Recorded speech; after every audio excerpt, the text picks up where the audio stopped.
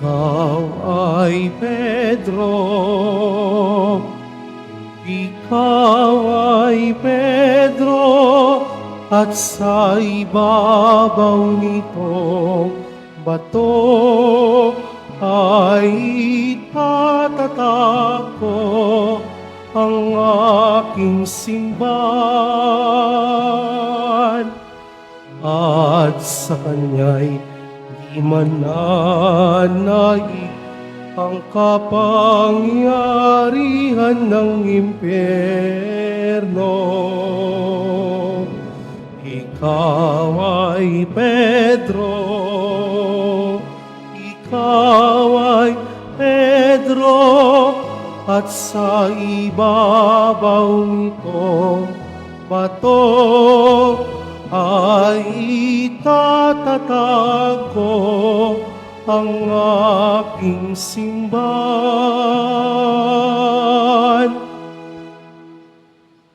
Sa ngalan ng Ama at ng Anak at ng Espiritu Santo, Amen. sumainyo ang Panginoon. At sumaiyo rin. Mga kapatid, daminin natin ang ating mga kasalanan upang tayo'y maging marapat gumanap sa banal na pagdiriwang.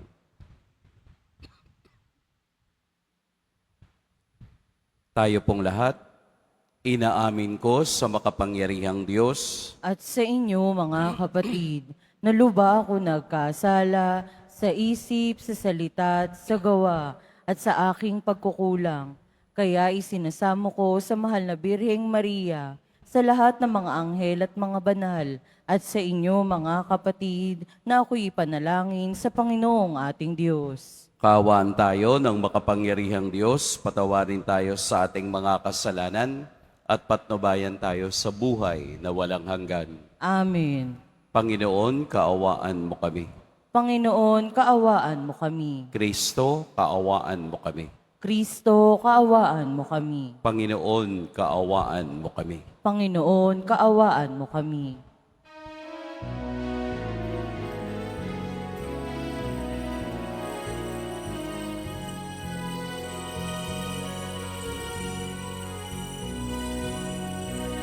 Papuri sa Diyos sa kalikasan, at sa lupa'y kapayapaan sa mga taong pinanunugdan niya. Pinupuri ka namin, dihinarangal ka namin, sinasamba ka namin, ipinagbubunyi ka namin, pinasasalamatan ka namin, dahil sa dakila mo ang kaputihan. Panginoong Diyos sa ng langit, Diyos sa mga makapangyarihan sa lahat, Panginoong Yesu Kristo, buktong na anak, Panginoong Diyos, Kordero ng Diyos, anak ng Ama, ikaw na nag-aalis ng mga kasalanan ng sanlibutan. Maawa ka sa amin, ikaw na nag-aalis ng mga kasalanan ng sanlibutan. Taong kaping mo ang aming kahilingan, ikaw na naluluklok sa kanan ng Ama. Maawa ka sa amin, sapagkat ikaw lamang ang banal, ikaw lamang ang Panginoon. Ikaw lamang, O Yesu Kristo, ang kataas-taasan, kasama ng Espiritu Santo, sa kadakilaan ng Diyos Ama. Amen, amen, amen. Pinagdiriwang natin ang kapistahan ng luklukan ni Apostol San Pedro. Manalangin tayo. Ama naming makapangyarihan, Ipinakikiusap naming huwag mong ipahintulot na madaig ng anumang mabigat na pagsubok, kaming naninindigan sa ibabaw ng batong si San Apostol San Pedro, na sumasampalatayang matapat sa iyong anak na si Hesukristo, na aming tagapamagitan, kasama ng Espiritu Santo, magpa sa walang hanggan. Amen. Magsiupo muna ang lahat.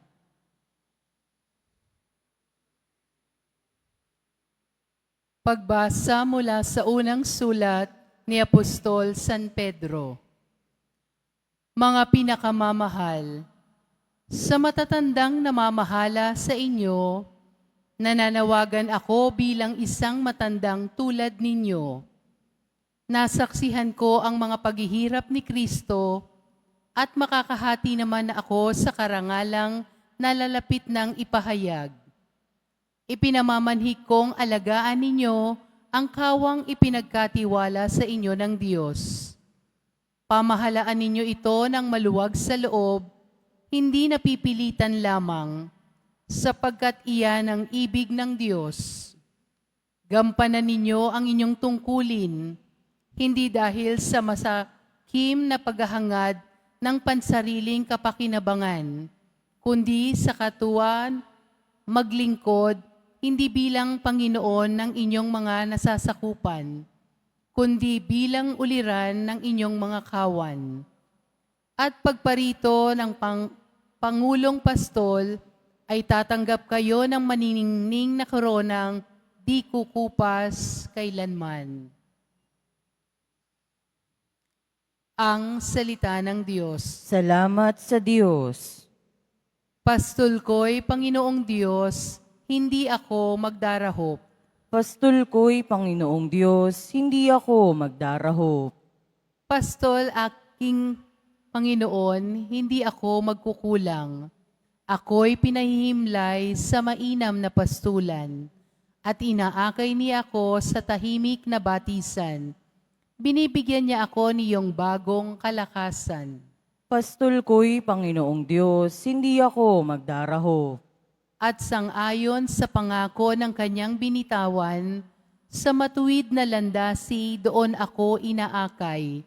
Kahit na ang daang iyo'y tumatahak sa karimlan, hindi ako matatakot pagkat ika'y kaagapay. Ang tungkod mo at pamalo, ang gabay ko at sanggalang. Pastol ko'y Panginoong Diyos, hindi ako magdarahop.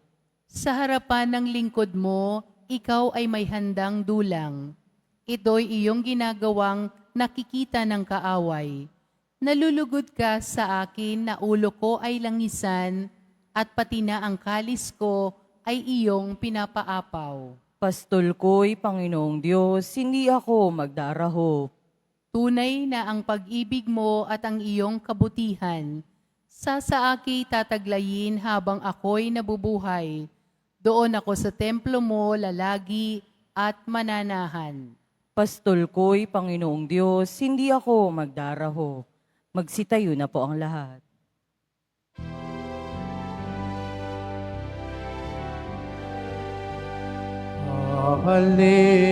Hallelujah, Hallelujah, Hallelujah, Hallelujah. Ikaw, Pedro, ang saligan ng aking simbahang banal, na daig ang kamatayan. Hallelujah, Hallelujah, Hallelujah, Hallelujah.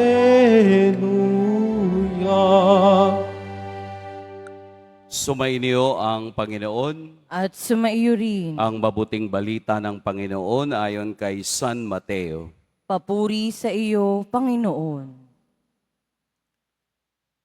Noong panahong iyon, dumating si Jesus sa lupain ng Cesarea ng Filipos.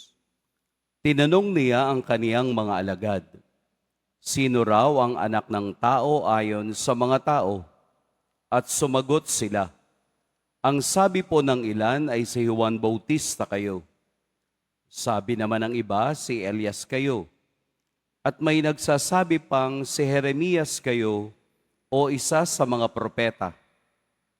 Kayo naman, ano ang sabi ninyo? Sino ako?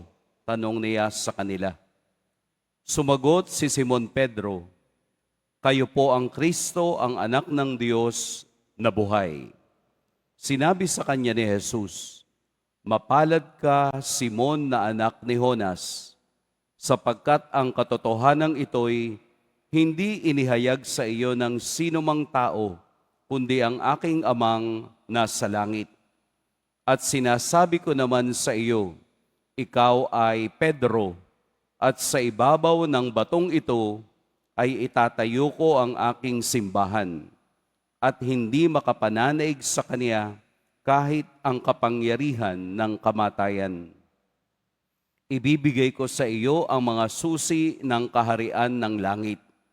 Ang ipagbawal mo sa lupa ay ipagbabawal sa langit, at ang ipahintulot mo sa lupa ay ipahihintulot sa langit. Mga kapatid, ang mabuting balita ng Panginoon. Pinupuri ka namin, Panginoong Heso Kristo. Magsiupo mo na ang lahat. Magandang umaga po ng Sabado sa inyong lahat. Atin pong purihin at dakilain ang ating Poong Jesus Nazareno. Ngayon pong umaga, atin pong ipinagdiriwang ang kapistahan ng luklukan ni Apostol San Pedro. Sa English ay Chair of Saint Peter.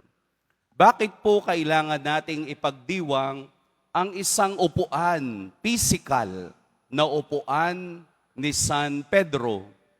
Dahil ang upuan na ito o ang luklukan na ito ay hindi lamang isang luklukang patuloy na ginagamit ng hinirang ng Diyos, kung hindi simbolo ng katatagan, simbolo ng pag-ibig, simbolo ng pagyakap ng Diyos sa ating lahat.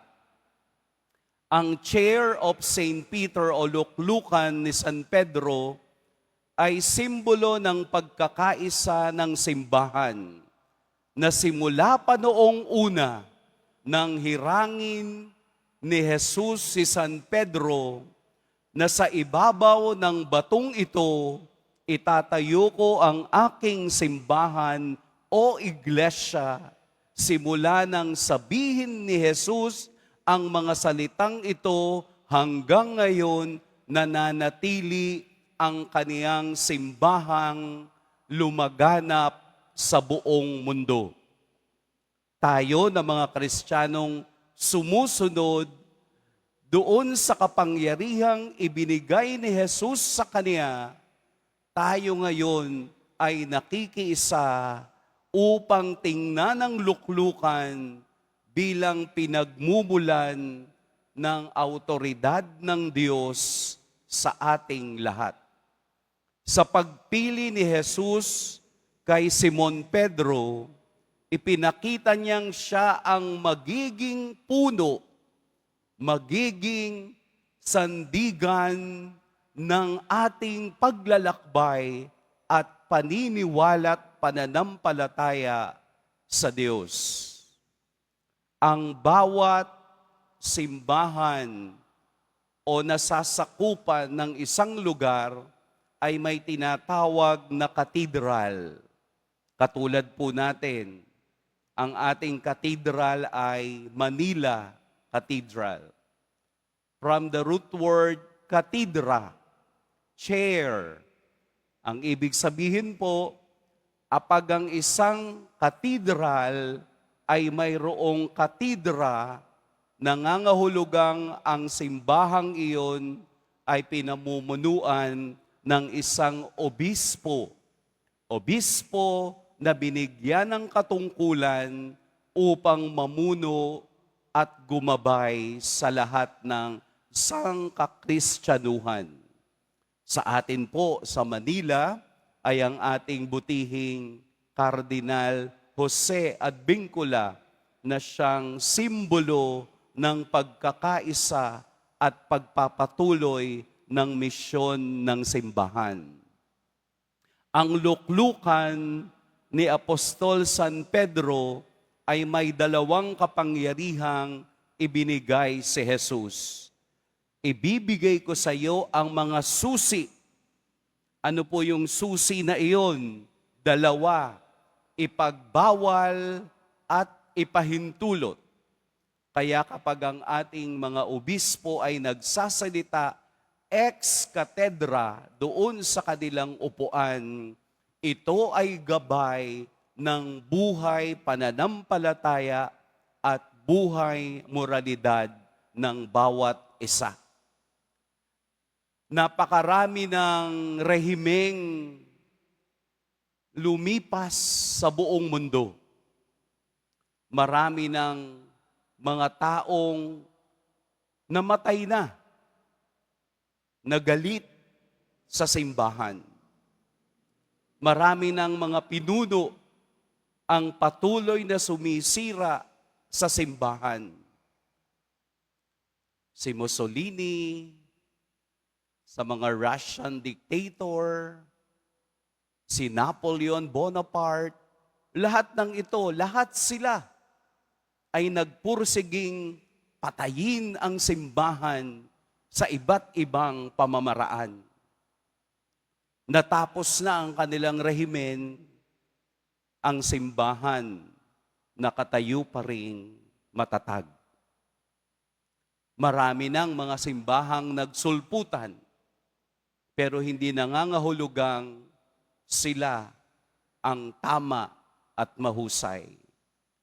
Ang ating simbahan ay banal dahil si Jesus ang nagtatag nito sa pamamagitan ng kaniyang kapangyarihang ibinigay kay San Pedro at mula kay San Pedro hanggang sa ating Santo Papa ngayon ay nananatiling ang simbahan ay tumutugon sa tawag ng makabagong panahon.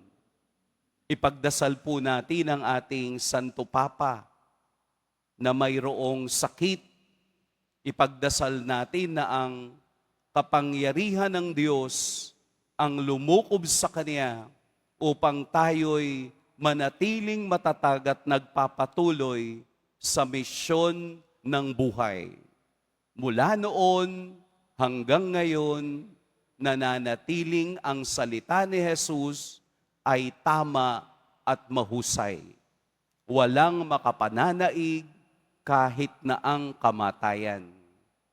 Ang atin pong simbahan ay pinatatag at pinahusay ng mga taong totoong naglingkod at nag-alay ng buhay upang tayo'y makapagsamba at tayo'y makakita ng liwanag mula sa salita ni Kristo.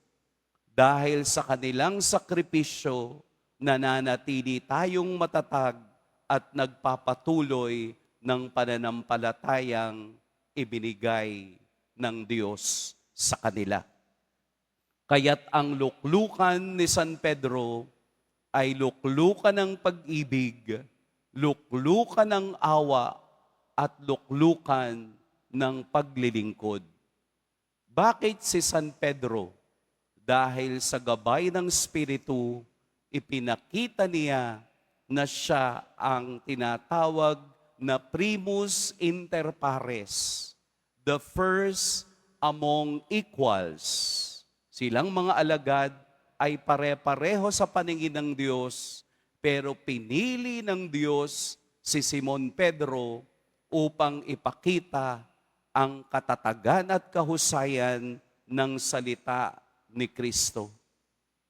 Tayo rin po bilang mga alagad ng simbahan, bilang naglilingkod sa simbahan, bilang nananampalataya sa iisang at tunay na simbahan, ay maglilingkod at susunod sa mga aral at utos nang nakaupo sa kaniyang luklukan.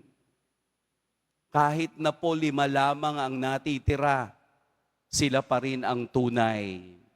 Kahit 3 na lang kaming Katoliko, kami pa rin ang tunay. Dahil hindi nakikita sa bilang ang katotohanan ng pananampalataya at pag-ibig ng Diyos. 3, pero sigurado. 3, pero matatag. 3, pero tunay. Sapagkat ang salita ni Jesus kapag lumatay hanggang sa kabilang buhay. Kumapit tayo sa salita ng Diyos at sa kanyang inspirasyong magpatuloy sa pananampalatayang iniwan ng mga alagad na sinasabuhay natin ngayon. Pagpalain tayo ng poong may kapal. Magsitayo na po ang lahat.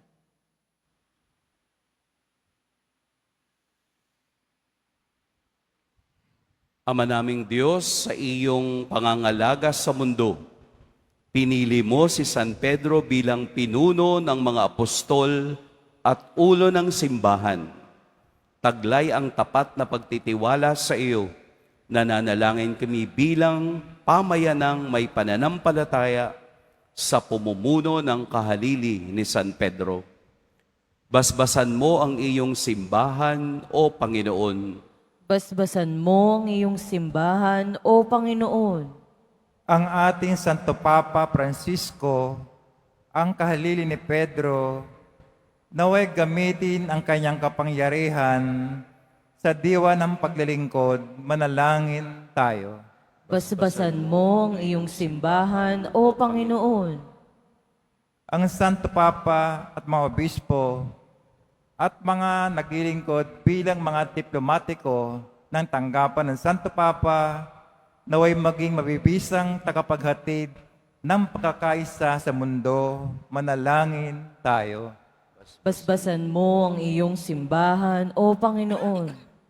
Ang mga pari at mga mamanampalatayang laiko naway maging matatag sa kanilang pananampalataya at masunurin sa mga tagapagturo ng simbahan. Manalangin tayo. Basbasan mo ang iyong simbahan, O Panginoon. Ang mga may sakit naway makatagpo ng kagalingan sa pamamagitan ng ministeryo ng simbahan. Manalangin tayo. Basbasan mo ang iyong simbahan, O Panginoon. Ang mga tapat sa Diyos na namayapa naway makasama ng mga banal sa langit. Manalangin tayo. Basbasan mo ang iyong simbahan, O Panginoon. Sa ilang sandali ng katahimikan, ating ipanalangin ang iba pang mga pangangailangan ng ating pamayanan.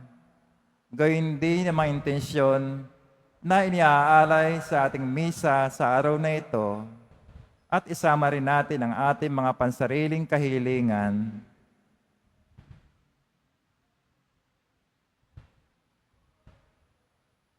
Manalangin tayo. Basbasan mo ang iyong simbahan, O Panginoon. Ama, tulungan mo kaming maging tapat na tagasunod ng iyong anak sa pamamagitan ng aming pagsunod sa pag-akay ng kahalili ni San Pedro. Inihiling namin ito sa pamamagitan ni Kristo na aming Panginoon. Amen. Magsiupo muna ang lahat.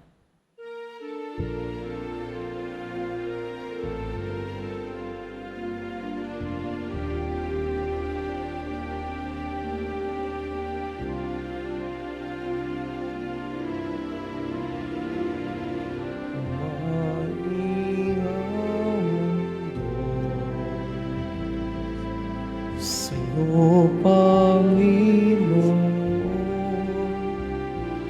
ay tinapay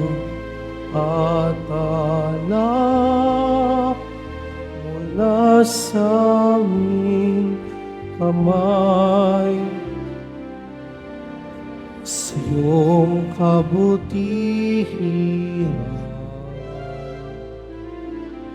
Aming alay ang tinapay at alak sa gisag ng aming buhay. Magsitayo na po ang lahat. Madalangin kay mga kapatid upang ang paghahain natin ay kalugdan ng Diyos amang makapangyarihan. Tanggapin nawa ng Panginoon itong paghahain sa iyong mga kamay, sa kapurihan niya at karangalan, sa ating kapakinabangan at sa buong sambayanan niyang banal. Ama naming lumikha, paunlakad mo ang pagdulog ng simbahang naghahain at dumadalangin upang sa pagtataguyod ni San Pedro bilang pastol, kami makarating sa iyong pamanang walang maliw na siyang hantungan ng pananampalatayang itinuro niya sa amin sa pamamagitan ni Hesukristo kasama ng Espiritu Santo magpa sa walang hanggan. Amen. Sumainyo ang Panginoon. At sumaiyo rin. Itaas sa Diyos ang inyong puso at diwa. Itinaas na namin sa Panginoon. Pasalamatan natin ang Panginoong ating Diyos. Marapat na siya'y pasalamatan. Ama naming makapangyarihan, tunay ngang marapat na ikaw ay aming pasalamatan. Ikaw ang pastol na laging pumapatnubay sa mga kabilang sa nililingap mong kawan. Ito ang ginanap na pananagutan ng giliw mong anak at pastol ng tanan. Ang mga apostol ay kaniyang mga katuwang sa pagiging pastol na patnubay ng sambayanan. Kaya kaisa na mga anghel na nagsisiawit ng papuri sa iyo, nang walang humpay sa kalangitan, kami nagbubunyi sa iyong kadakilaan.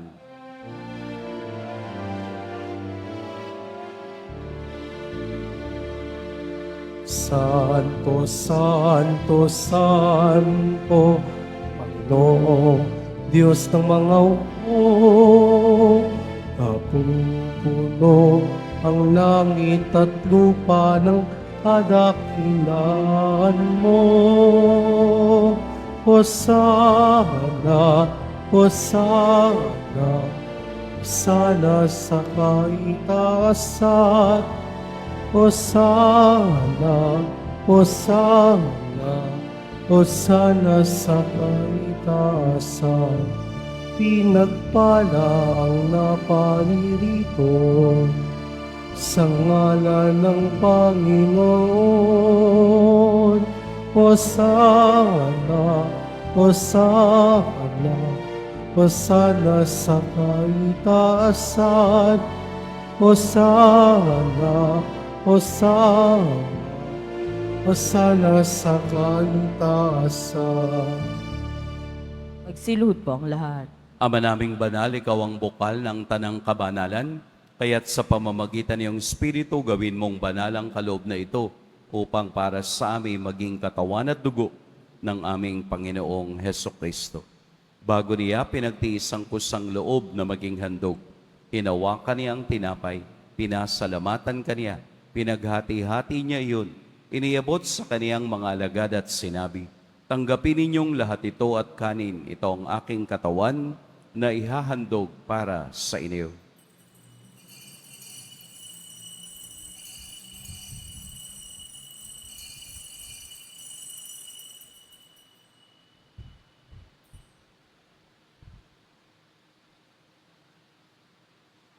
Gayun din naman, noong matapos ang hapunan, hinawakan niya ang kalis, muli kaniyang pinasalamatan, inabot niya ang kalis sa kaniyang mga alagad at sinabi, tanggapin ninyong lahat ito at inumin, ito ang kalis ng aking dugo. Nang bago at walang hanggang tipan, ang aking dugo na ibubuhos para sa inyo at para sa lahat, sa ipagpapatawad ng mga kasalanan.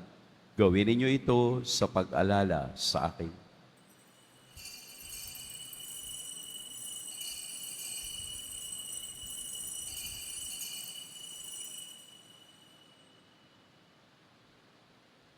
Magsitayo na po ang lahat. Ipagbunyi natin ang misteryo ng pananampalataya. Si Kristo'y namatay, si Kristo'y nabuhay, si Kristo'y babalik sa wakas ng panahon. Ama, Ginagawa namin ngayon ang pag-alala sa pagkamatay at muling pagkabuhay ng iyong anak. Kaya tiniaalay namin sa iyo ang tinapay na nagbibigay buhay at ang kalis na nagkakaloob ng kaligtasan. Kami nagpapasalamat dahil kami iyong minarapat na tumayo sa harap mo para maglingkod sa iyo. Isinasamo namin kaming magsasalo-salo sa katawan at dugo ni Kristo ay mabuklod sa pagkakaisa sa pamamagitan ng Espiritu Santo.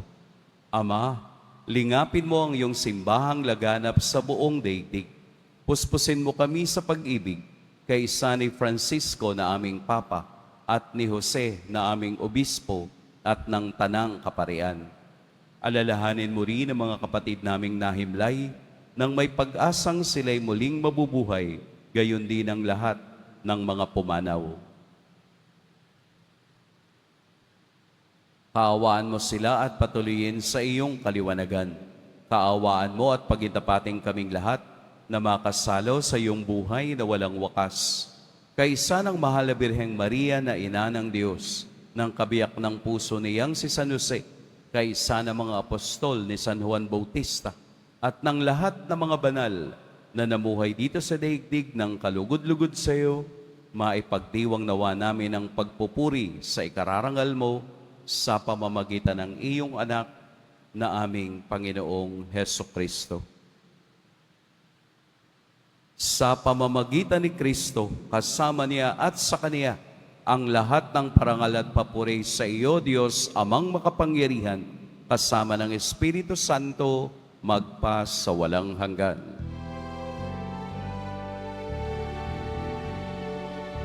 Amen. Amen. Amen. Amen. Amen. Amen. Sa tagubili ng nakagagaling na utos at sa turo ni Jesus na Panginoon natin at Diyos, ipahayag natin ng lakas loob. Ama namin, Sumasalangit ka, sambahin ang ngalan mo, mapasa amin ang kaharian mo, sundin ang loob mo dito sa lupa para ng sa langit. Bigyan mo kami ngayon ng aming kakanin sa araw-araw, at patawarin mo kami sa aming mga sala, para ng pagpapatawad namin sa nagkakasala sa amin.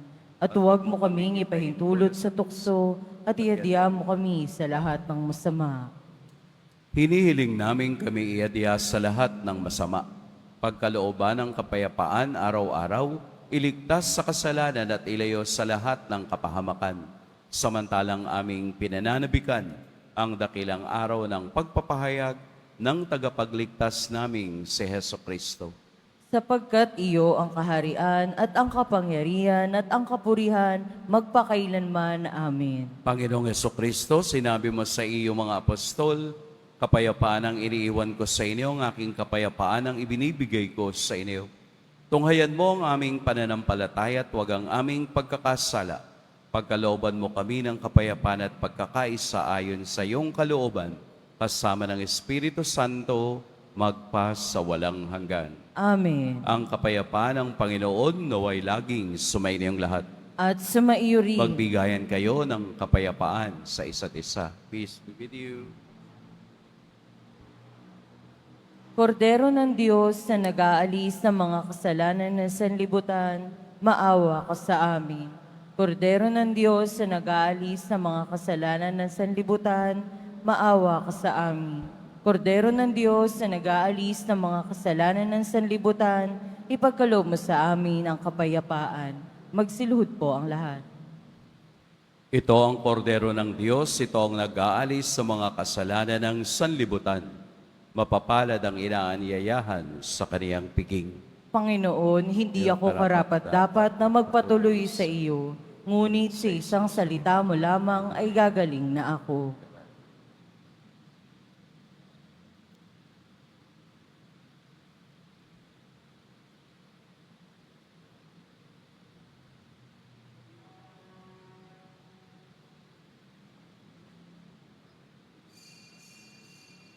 Para sa lahat ng tatanggap ng banal na komunyon, Sasagot po tayo ng amin pagkasabi ng pari o ng lay minister ng katawan ni Kristo at isubo agad sa bibig bago umalis sa harapan ng pari o lay minister. Sumunod po tayo.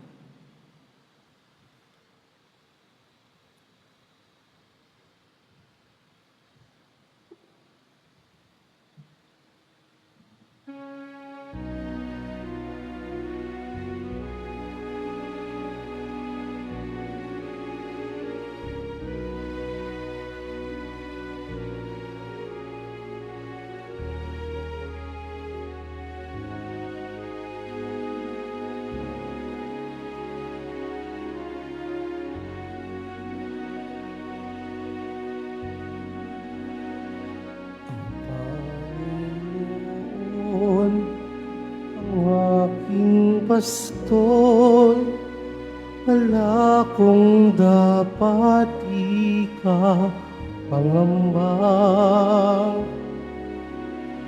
Anuman, di ang pastulan, do'y hinlan. Malinaw na batis, pamatid uhaw sa tamang landas. Ako'y babanaagan kay tapat niya sa akin. Ang Panginoon, ang aking pastol, wala kong dapat ikapangamba. Anuman, dilim at panganib, siya ang papawi. Pisig niya't kapit, tatag ng dibdib, ahanghain na nga ang sagana ng buhay. Tahanan ko'y kaniyang pag-ibig. Ang Panginoon ay aking pastol, wala kong dapat ikapangamba. Anuman.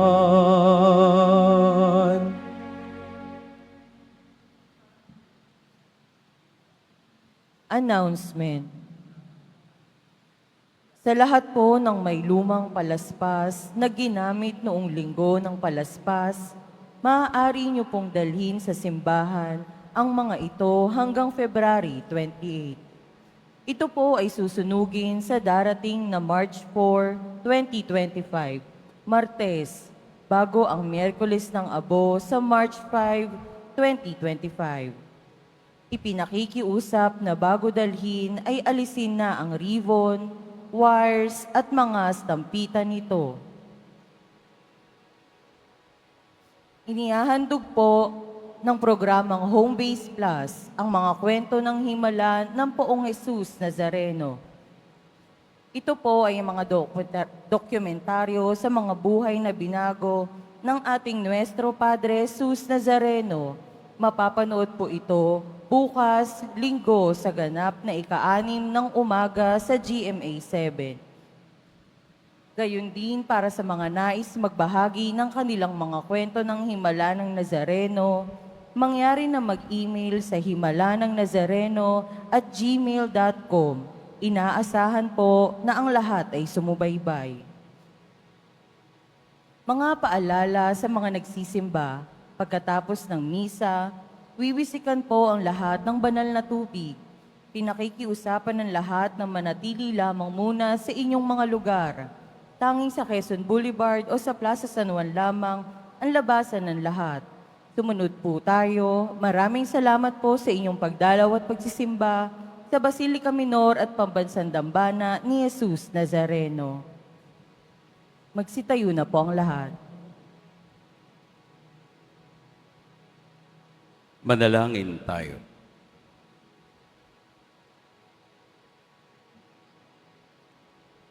Ama naming mapagmahal, sa pagdiriwang naming ito ng kapistahan ni Apostol San Pedro, kami nakinabang sa katawan at dugo ni Kristo. Ang ginanap naming pakikipagpalitang handog sa iyo ngayon ay maging panandang naglalahad nawa ng pagkakaisa at kapayapaan sa pamamagitan ni Hesukristo kasama ng Espiritu Santo magpa sa walang hanggan. Amen. Sumainyo ang Panginoon. At sumaiyo rin. Yumuko kayo para sa pagbabasbas. Mahal na poong Jesus Nazareno, inihayag mo sa pamamagitan ng krus ang walang maliw na pag-ibig ng Diyos sa sangkatauhan. Pakinggan mo ang kahilingan, lalo na para sa mga nangangailangan ng iyong tulong at awa. Makamtan nawa namin ang iyong kasagutan na may utang na loob na tinatanaw. Basbasan din po ninyo itong mga imahen at dasalan upang lalo kaming manalangin at magtiwala. Sa pamamagitan ng bendisyon na ito, naway lalo kaming maging mapaglingkod, masunurin at tapat sa iyo na aming maluwalhating Panginoon magpa sa walang hanggan. Amen. At pagpalain kayo ng makapangyarihan at mapagmahal na Diyos, ang Ama at Anak at Espiritu Santo. Amen. Umayo kayong taglayang kapayapaan ng poong Jesus Nazareno. Salamat sa Diyos.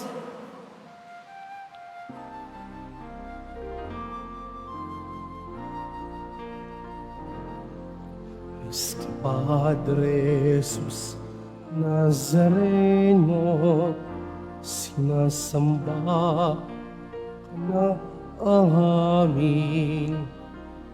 Pinipinto ka namin.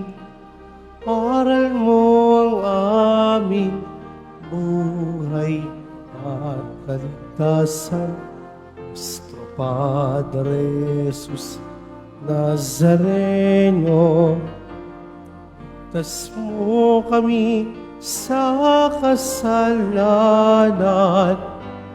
Ang krus mong pinamatayan ay sagisag ng aming kaligtasan. Nuestro Padre Jesus Nazareno, dinarangal ka namin. Nuestro Padre Jesus Nazareno, inulwalhati ka namin. Nuestro Padre Jesus Nazareno, dinarangal ka namin. Nuestro Padre Jesus Nazareno, inulwalhati ka namin.